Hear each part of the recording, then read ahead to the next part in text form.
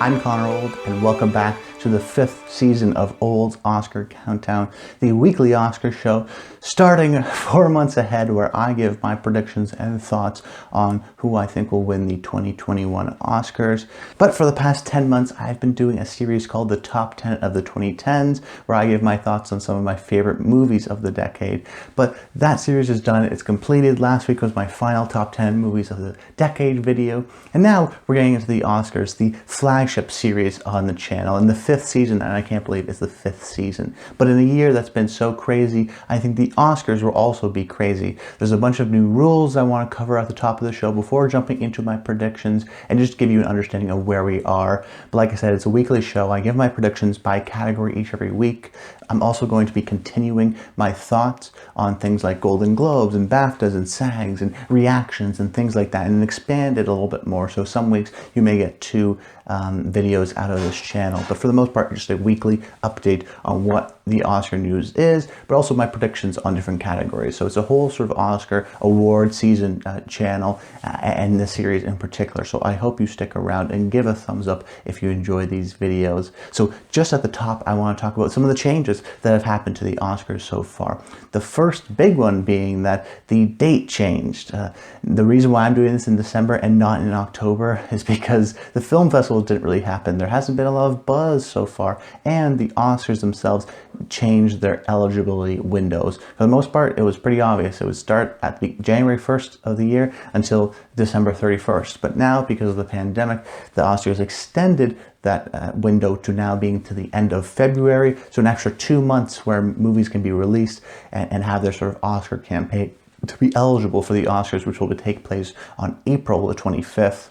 That's the reason why it's been a little bit delayed this year, but it's a crazy year. I still want to give you guys the thoughts and predictions, and I still think the Oscars will happen. Let's cross our fingers on that. A movie like Palm Springs will qualify, even though it wasn't released in theaters. It still had a planned theatrical release. That's going to be some wishy-washy elements, but I think it's really important that pretty much every movie that's been released this year is qualifiable and can be released. Even ones that have been released will be released in January and February. So the race, the festival, the sort of plan of you do your movie in October or November, you show up to the festivals in Venice and Toronto, all that stuff has gone by the wayside because, of course, the pandemic and theaters closing in many parts of the world.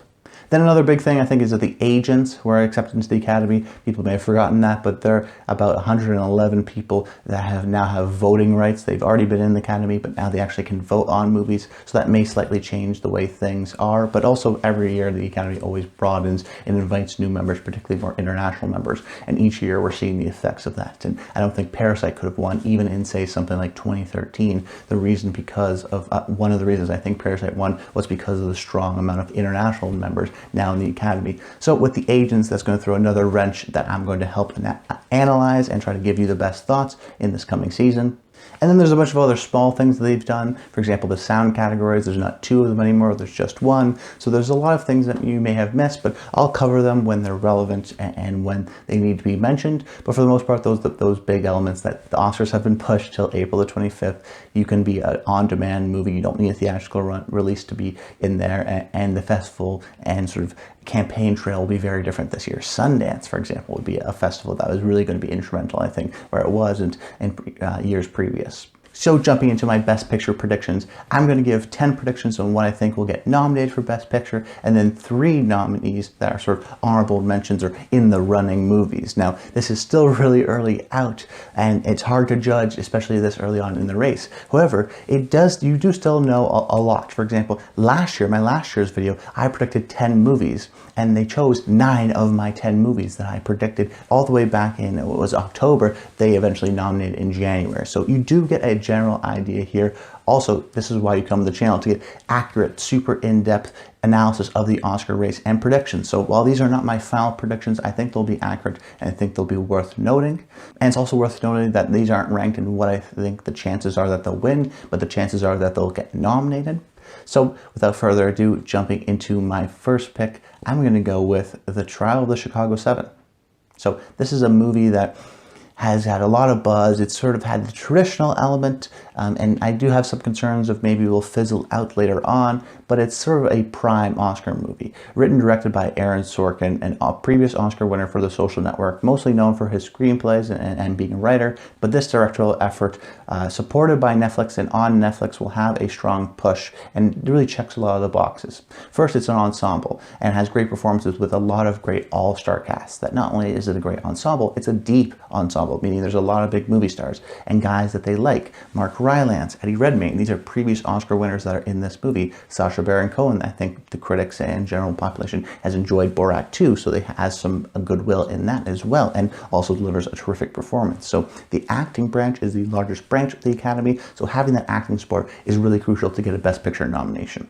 Also, most of the Academy is generally skews older, which means that they're mostly likely to be baby boomers, which means they're most likely living in this time, that this was this era, that the trial of Chicago 7 is set in the 60s, and it's Vietnam, and it's peace, and it's protest, and it's about fighting that justice. And I think a lot of people, especially the older Academy members, will relate and remember that time and associate with those characters in the fight that they were fighting. It's also a liberal movie in terms of its viewpoint in politics, and we know Hollywood, specifically the Academy, is liberal, so that will connect to them most likely as well. It has some signature dialogue from Sorkin, and I just think that it's a period piece, so it should get a lot of the more technical elements. It's the right content, it's got great performances, great writing, sort of a solid story, and I think people will really respond to that, particularly members of the Academy. It's got the support of a big studio, in this case with Netflix, who in the year of the lack of theatrical experience, Netflix is really on par with a lot of these similar movies, and they have once again suspected to be, I think, a really good year. It's emotional, it's sentimental, it definitely works on you at the end, so you're thinking about the movie when you come out of it and you have an emotional connection to the movie. So I think Trial of Chicago 7 will have not only a passionate fan base, but a bunch of people who really just enjoyed and appreciated the movie to get a lot of those number 2 and 3 votes, which is actually really crucial in helping to win Best Picture. Then my second movie is Nomadland. This is a movie that had the sort of traditional festival run, and it was the reigning champion of all of that. Oftentimes, whether it be the TIFF People's Choice Award or the Venice Golden Lion, oftentimes the winner of those gets a good chance of winning either Best Picture or definitely getting nominated, and Nomadland won both. Now, the obvious caveat being there's very few movies at those festivals, particularly the movies in the contention. Netflix didn't have any movies there, so that is worth noting, but I still think the Academy appreciates the theatrical experience, and I think they'll appreciate a movie like Nomadland, which did the sort of traditional festival run. That I think that they will appreciate a movie that is still in theaters, that you can't watch it at home unless it's in a virtual cinema, and just now can the audience finally see it. It's not just something they throw onto Netflix, and sort of the old school members of the Academy will appreciate its sort of traditional festival run, while also being a really well-acclaimed critical movie. It's got a strong lead performance by one of their favorites, Frances McDormand. It has a great young emerging director in Chloe Zhao, and her next movie after this is going to be Marvel's The Eternals, so she's going to be primed to be a big-time Hollywood director. It has a sort of poetic, realistic feeling to it, almost documentary. Oftentimes, Frances McDormand is interacting with people who are non-actors in sort of the seamless way. It's part social, part political, but definitely more social and experiential and emotional. And I think the strong Frances McDormand performance will connect with people. The critical response, I haven't seen the movie personally, but has been very strong, so that will help the movie. It has the traditional festival run. It has sort of the new director and energy in Chloe Zhao, and I think this is maybe one of the best movies of the year, and I think has a good shot to get nominated here at Best Picture, despite being a smaller indie movie. It's not going to get a lot of technical awards, but I think it could get in a lot of big key categories: Best Actress, Best Screenplay, Best Editing, Best Director, Best Picture, sort of the big 5 there, or maybe even something like David Strathairn for Best Supporting Actor. Then the third movie I want to talk about is Mank. Mank recently released on Netflix, David Fincher's new film, and David Fincher has never won an Oscar, and I think that's a strong case as to why Mank could definitely do well. It's got a lot of check boxes similar to Trial of the Chicago 7, but I think it's definitely maybe in the mold of a Roma or The Irishman. It's going to have a hard time to win, but I definitely think that it has the sort of mold of at least getting nominated, or at least being potentially win. I say I categorize it with Roma and The Irishman in the sense that it was just Netflix giving an auteur a full creative reign and a bunch of money to say, really just do whatever you want. David Fincher made a black and white movie about the creation of Citizen Kane, so that's in and itself is a sort of very much film, a lover kind of an element that I think the the Academy will respond to, but it is a little bit stranger in the sense that, you know, it is about old Hollywood. It is slow and takes its time. It's about a screenwriter. It's not necessarily super action heavy. But that being said, I thought it was very well done. It says a lot about fake news and socialism and the Hollywood system. And I think while Hollywood movies don't always win, oftentimes they do get nominated, or at least have a Hollywood feel. I mean, Argo, movies like that. So I definitely think Mank will get nominated because David Fincher is a well-respected director. Oftentimes his movies do well here. It's a black and white movie about Hollywood with strong performances, great writing, has the personal connection, you know, the sort of personal auteur element from a legendary filmmaker that we haven't rewarded yet. In this case, I think it would be David Fincher, so I think he's a strong case for something like Best Director. I think Mank will get in here for Best Picture. Also worth saying that it has Netflix behind it, pushing it all the way, so a strong campaign should be expected as well. Then my fourth pick is The Father. This is a movie that in any other year, maybe not would even get nominated for Best Picture, but I think because it's a little bit of a strange year, this Sundance darling is going to come out for Lionsgate as a strong contender. It's a movie that when people see it, have a very strong emotional connection to it. There's a lot of dementia movies this year, but I think this will be more akin to a movie like Amour, which was done and was, had a director nomination, had a picture, and almost won with Emmanuel Riva for Best Actress. So that was a foreign movie that did really well at the Oscars. So I think a dementia movie here with Anthony Hopkins and Olivia Colman, two Oscar winners, should do well here. A strong powerhouse performance by both Colman and Hopkins should propel this movie. It's also Lionsgate's only sort of strong Oscar contender, so they'll do that there. It's been gaining a lot of buzz ever since Sundance, and I think will be well appreciated. Specifically, we mentioned the Academy is a lot older in this demographic, so this idea of dementia and idea of sort of experiencing the perspective of, you know, losing parts of your memory and things like that will be emotionally resonant to some of the members of the Academy. Florian Zeller is also a new director. He's an established playwright. He has the sort of respect that someone like, say, Martin McDonagh did with 3 Billboards Outside Ebbing, Missouri. So I think he'll get a similar sort of treatment. Strong performances, strong script, content that will appeal to the Academy. Lionsgate's only sort of strong movie, and I think The Father is really well positioned to get a nomination. Then my fifth pick here is Ma Rainey's Black Bottom. Once again, another Netflix movie. I think they'll do well here, especially in Best Picture, and get a lot of these Oscar nominations. But this definitely feels like a traditional Oscar movie in recent years that a lot of people think of period piece and the big dresses and serious and British drama, and that's an Oscar movie. But as of recent, we've definitely seen a strong emphasis on biopics, on actors playing real life people. And not only is that a win, for example, like Meryl Streep with The Iron Lady. She won for playing Margaret Thatcher because that was, you know, really great performance, and they wanted to give her that even though maybe they didn't love the movie. But in recent years, whether it be Bohemian Rhapsody or Darkest Hour, we've seen these movies, particularly biopics, not only are the actors winning, but also the movies are doing well and getting nominated for Best Picture. So here we have an August Wilson play, and the last one nominated for Best Picture was Fences, produced by Denzel Washington. This movie is also produced by Denzel Washington, but not starring him, starring his Fences co-star Viola Davis as Ma Rainey, a legendary and influential blues singer.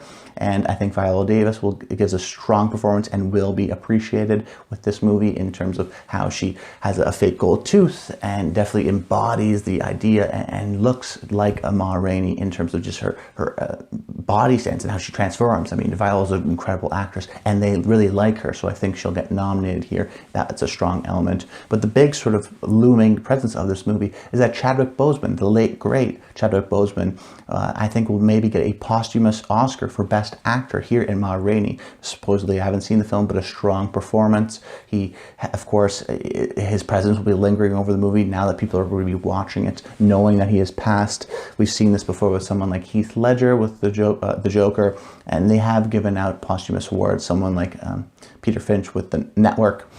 So this is something that's common. I think if this is a strong case to win Best Actor, it's definitely a strong case to get in for Best Picture here. Based on a play, they like it. They like the previous August Wilson play. George C. Wolfe is respected within the industry. Another great player in Viola Davis here. And once again, Netflix. So that will have another strong campaign. I think Ma Rainey is a good chance here to get nominated for Best Picture. Then number 6, another play, One Night in Miami. This is the directorial debut of Regina King. Just 2 years ago, she won for Best Supporting Actress for If Beale Street Could Talk. So you know the Academy likes her, and she's making her directorial debut, and it's got a lot of respect. This is similar to something like Nomadland, where it did the traditional film festival route, did Venice, did TIFF, and sort of came in second place. I think it came second in People's Choice at TIFF and was in the contention for the Golden Lion. So it's the sort of number 2 coming out of the festivals. So I think they'll appreciate the festival element, like I said, with Nomadland, and respect that it went to sort of the traditional route. But also I think this is a great similar way in terms of Ma Rainey, that is also a biopic, and a biopic of a great bunch of people. Now, it's not going to be telling you their lives, but it's still actors playing real life people, and those real life people are iconic. Jim Brown, Muhammad Ali, who else? Malcolm X is in this, and Sam Cooke. Sam Cooke's the 4th one. So these 4 great young actors playing these iconic African-American figures in a bar one night in Miami and talking about their influence and complex questions. It's a play, so that's all in one location, but I think they'll appreciate Regina's ability to sort of move the camera around and get these great performances. It's a political movie for sure, and a socially conscious movie, but I think a movie that will resonate. And we see these movies happen year and year again. So, well, even though it's a play, they still have appreciated plays before. It's going to have these real life people and these iconic figures that they'll resonate to. Once again, if we're talking about the baby boomer Academy member, this is this similar time, so they'll appreciate that as well. There's a lot of things going for One Night in Miami, and I think it will get in for Best Picture. Then number 7, I have News of the World. This is a classic Hollywood movie directed by Paul Greengrass, starring Tom Hanks, a guy who in the Civil War era that goes around and essentially tells the news to people in different parts of the country and stories. He's a storyteller, which I think will definitely connect to the Academy members. Tom Hanks, once again, playing a guy who's good at his job, and I think Tom's a very well-respected man within the Academy and doesn't always get nominated for his movies, but his movies always do well. Captain Phillips, Saving Mr. Banks, last year's A Beautiful Day in the Neighborhood. The movies at least get a couple other nominations, and the last time Tom teamed with director Paul Greengrass was here in Captain Phillips, which got nominated for Best Picture. So that's another movie that it was well appreciated. And I think Paul Greengrass, whether it be the Bourne movies and Captain Phillips or United 93, he is definitely well respected and has been nominated before. I expect him to get nominated as well here for News of the World.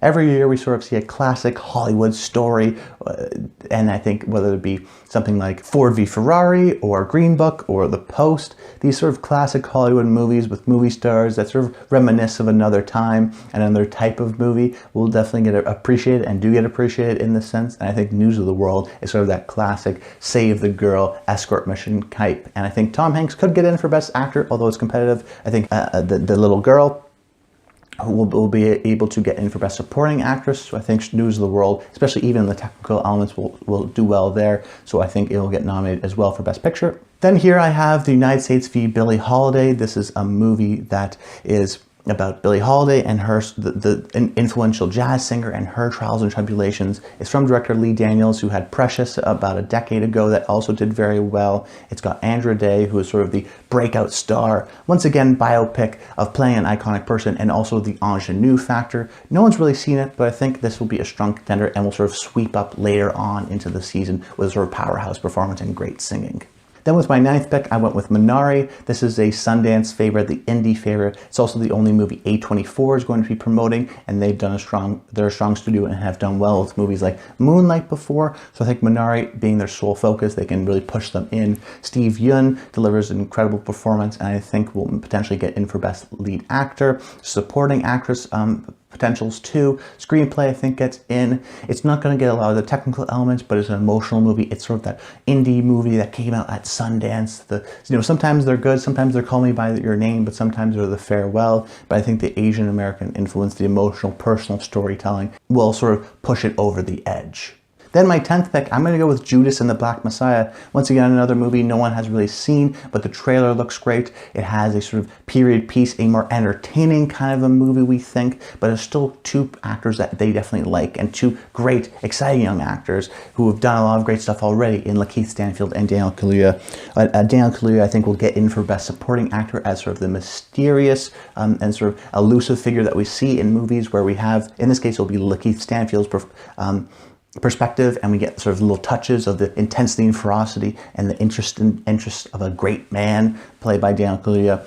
And I think it's going to be positioned well, released at Sundance, and will propel it into the Oscars, getting a lot of buzz. And I think this one will be smart if it uses Sundance to propel it. It could not get in because no one's really seen it. We don't even know the quality of it. But the trailer, watch the trailer, it's amazing. It looks great. And I think it will definitely, with the strong performances and the writing and the entertainment factor, and maybe using Sundance as a launch pad, it will sort of succeed and get in that last minute slot. So watch out for Judas and the Black Messiah. That's a movie that I think people are underrating so far. Then 3 movies I have here in the running. The first being Soul from Pixar and Pete Docter. This definitely could get in. My one problem is that animated movies have a problem getting for Best Picture. Toy Story 3 was beloved because it was the end of a trilogy and emotionally resonant. Up the first 10 minutes, that was the only thing people cared about, and it was so amazing. It was the best movie of the 21st century, those first 10 minutes of Up. So it got nominated. And then the first one was Beauty and the Beast, which was really beloved at the time. It's hard to judge right now if Soul is just a really good Pixar movie, but maybe not beloved on the level of Up and Toy Story 3, so it will get a Best Picture nominee. But also, it's a weird year, so maybe it gets in as well. It's hard to judge right now, but I think that it just doesn't have the total love that some of the other animated movies did, and just to be an animated movie and get in for Best Picture, that's difficult all on its own. Da 5 Bloods is another one that's kind of hard to read. By the time the Oscars happen, it will be released over a year ago. I mean, this came out in March of 2020, so I think this is a movie that unfortunately people will just forget. I think people will be like, oh, the Spike Lee movie, yeah, well, maybe we'll give him American Utopia for documentary, but it wasn't a couple of years ago when we gave Spike the Oscar. You know, we gave him the Oscar. We like BlacKkKlansman, but Da 5 Bloods, it has the Chadwick performance, yes, but Rainey has that too. I think Delroy Lindo could get in for, I guess he's Best Actor for Da 5 Bloods. I do think that will be the movie's performance, and it could get in for maybe something like an original screenplay and some of the tech categories, but I think it just misses out on here, just from the fact that I think people will go, oh, we already sort of awarded Spike a couple of years ago, let's give it to somebody else, kind of an element. And then the final one I want to mention is Supernova. This is a movie that's sort of on nobody's radar, but I think will do very well. Another dementia movie starring Colin Firth and Stanley Tucci as gay lovers, and one of who starts to lose their mind and starts to have dementia. So I think the 2 performances, particularly Stanley Tucci, should get nominated. I think Colin Firth can also get nominated, but that's a little bit harder in the Best Lead Actor race. It'll be difficult and it'll be interesting to see how that turns out, but the emotional content of it, the release, how it's being campaigned, I think will be sneaky, at least getting, and if it does get those 2 lead actor, or the actor and supporting actor, it gets those nods and maybe gets in for screenplay, who knows, it could slip in for picture too. So watch out for Supernova as a movie that people are underrating. But that's about it, guys. Check in the description for timestamps if you want to jump around and hear my thoughts on all the different movies and the full list. I appreciate you guys. Hope you stay tuned for the full Oscar season. I can't wait, and I hope you guys enjoy. But until next time, stay tuned.